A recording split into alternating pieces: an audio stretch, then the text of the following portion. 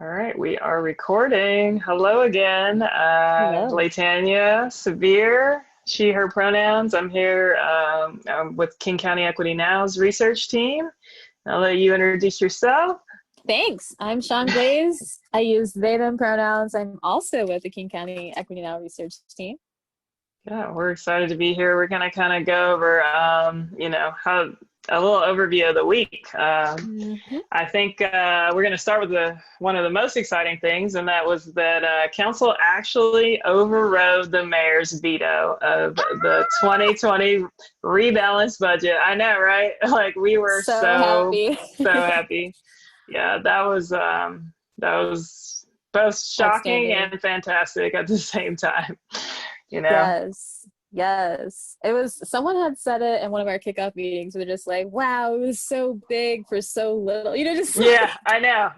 It was like such a big deal, like historic, but like also just like this really tiny. tiny divestment. I mean, we asked for 50%. Y'all didn't give us that. And then we had to We fight got for the one. tiny bit. Yeah, I know. Like less than 1% with Hmm. a, small investment into communities that are owed trillions of dollars. So, Hmm. this is a good thing, but it's just a real small step along a new path. Yes. Yeah. Yes. We're really, one of the great things about it is it sets up the 2021 budgeting conversations in a more helpful, let's say, impactful, significant way. If the city council had decided to waffle, all bets would be off for 2021. If we Yeah. can't expect them to like hold on to their commitments to community just over a course of a few weeks, there's no way in hell they would actually fight for like a 2-year budget. So it is a good thing that they were able to get it together and override the veto. Absolutely. Absolutely. Another cool thing that has happened this week, we got, some of our researchers were able to upload our translations to our community needs survey, which is great. Now it's available in a lot of languages. Mhm. And we'll put the link to that per usual. Fill out the survey, share it, get everybody in the household to fill it out, get Yes, your friends to yes. fill it out. We want to know what you need so that we can start addressing resources, and so that we can tell tell the city essentially like where the needs are, and we can have that impact on this next budgeting process. Absolutely. That is an excellent thing to have happen. Thank you so much to our team that did those translations for us. We Yeah, appreciate for you. sure. We do. Thank you.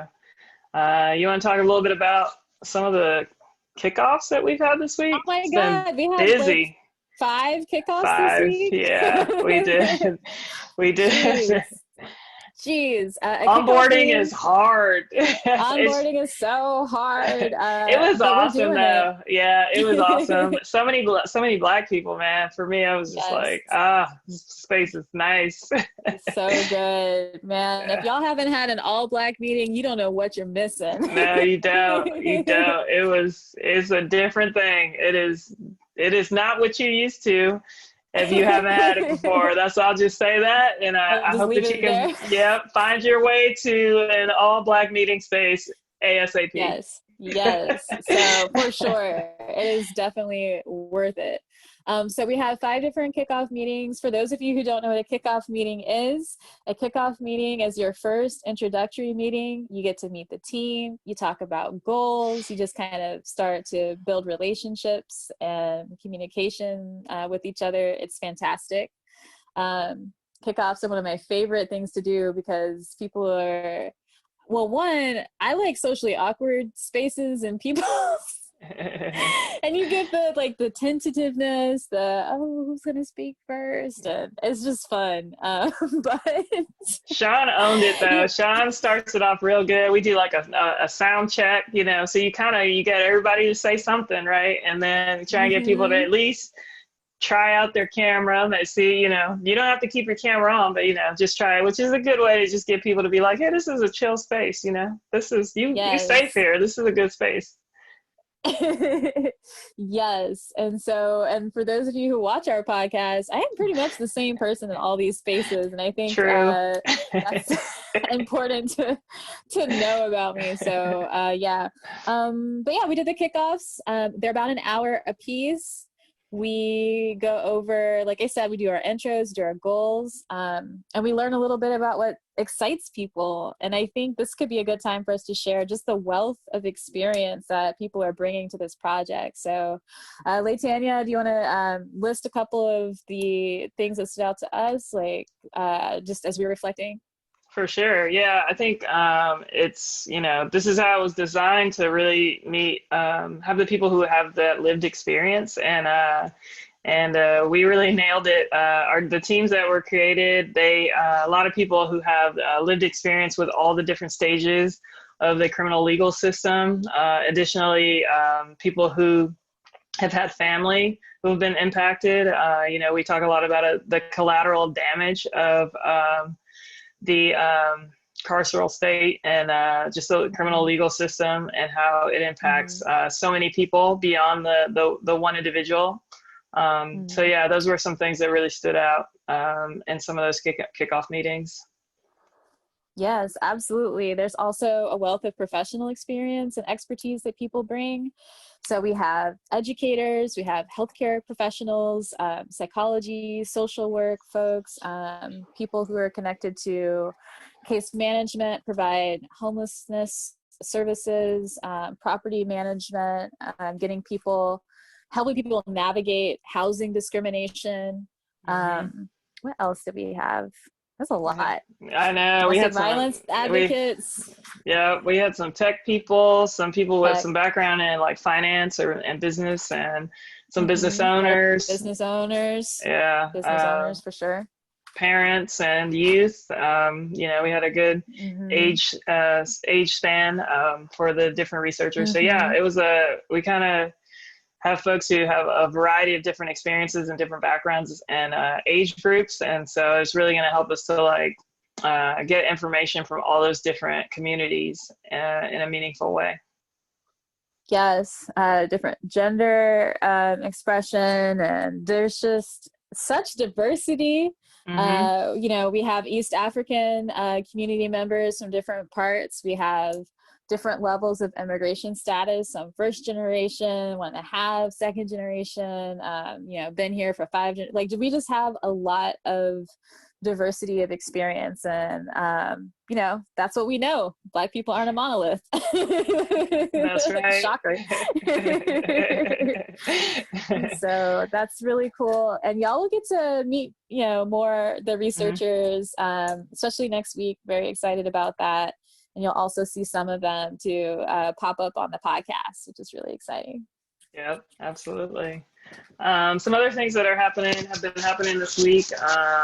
The conversation around the civilian 911 replacement is continuing. And I don't know, Shaun, if you have anything to add to how that conversation is going. Yeah, so for that one, as some of you may recall from different podcasts, those conversations really started to kick off in a big way over the summer. We did interviews for people at different models across the country, and we're continuing to build that out. Now we're at the stage where we're really talking about nitty-gritty implementation details and what are the things that are really important to keep from recreating a terrible system when we design something new, especially as it relates to racism and the way that some of our systems like social work and other professions, you have the potential to help people, but you also have the potential to just still be causing harm, but just using different words to do it. So a lot of focus on that and getting people together and connecting some of the community insights with that work. So it's very exciting. And then next week, we are doing more work as it relates to Black and Indigenous folks together, thinking about what the needs are, what are those, focus areas, This work, again, is work that we started before now, but is now able to enter a new stage as we are, really excitedly operating on our plan to be moving resources into community hands and getting people what they need, setting them up for success, especially leading up for the participatory budgeting process next year. Yeah, absolutely. Anything else? Yeah, I know it's only Thursday too. Right. I know we both thought it was Friday earlier, but it's not. It's Thursday. No. We continue to collect survey results. Yes. I mentioned that's the survey that we got all the translations uploaded. Our researchers did that. Thank you. Thank you. We'll have a link in the description. One cool thing that I did right before we signed into this episode of the podcast is interview one of our local Black researchers. We've been talking to other Black researchers that we know, and just kind of getting their experience and what they've done and what they're working on and what they're excited about. And also our UW research team, who we work a lot with out of the geography department, created a video for us around kind of demystifying what research is and what a researcher actually is. And so those were a cool episode in our playlist that you can check out. Yes, absolutely. Nope, we did one more thing. What else did we do? We also met with another Black researcher who is an expert as it comes to digital equity, internet, the digital divide, and started to talk more concretely about the strategy to be able to get people online ASAP, and what are the many different mechanisms to do that, and what our plans are for this year to really kick that off. And so that was a fruitful conversation as we sort of walked through some especially recent reports around the state of internet access in Seattle, some of the methodological flaws with this report, as well as some of the things that we know from our relationships with community and how to successfully do a meaningful deep dive racial equity analysis of digital access and access to internet and all of that good stuff. So that was also a thing. That was a great meeting. That was a really great meeting. So much Black brilliance right here in Seattle, King County. Yes. So I think for us, the next steps are we will be uploading more videos like this, but you'll start to see the researchers debrief videos. So that's really exciting. Please cheer them on, like and subscribe to their channels, and just, let them know how important this research is to you and your community, and just, show them some love. They are very passionate about this work, very excited about this work, and it's just a wonderful opportunity to support Black-led, community-centered, research. It's really a cool time. Yeah, for sure. Awesome. Well, until next time. I guess we'll see you all later. Bye. Peace. Bye.